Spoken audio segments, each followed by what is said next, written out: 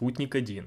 Первый искусственный спутник Земли, советский космический аппарат, запущенный на орбиту 4 октября 1957 года. Кодовое обозначение спутника ПС-1, простейший спутник 1. Запуск был осуществлен с 5-го научного исследовательского полигона Министерства обороны СССР Тюра-Там, получившего впоследствии открытое наименование «Космодром Байконур» на ракете-носителе «Спутник», созданной на базе межконтинентальной баллистической ракеты Р-7. Спутник-1. Первый искусственный спутник Земли, советский космический аппарат, запущенный на орбиту 4 октября 1957 года. Кодовое обозначение спутника ПС-1, простейший спутник 1.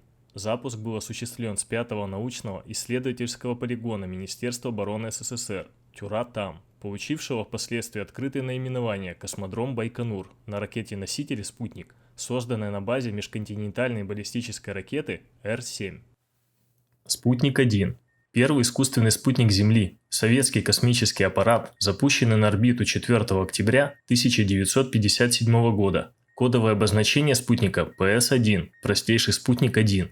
Запуск был осуществлен с 5-го научного исследовательского полигона Министерства обороны СССР Тюра-Там, получившего впоследствии открытое наименование «Космодром Байконур» на ракете-носителе «Спутник», созданной на базе межконтинентальной баллистической ракеты Р-7. Спутник-1. Первый искусственный спутник Земли, советский космический аппарат, запущенный на орбиту 4 октября 1957 года.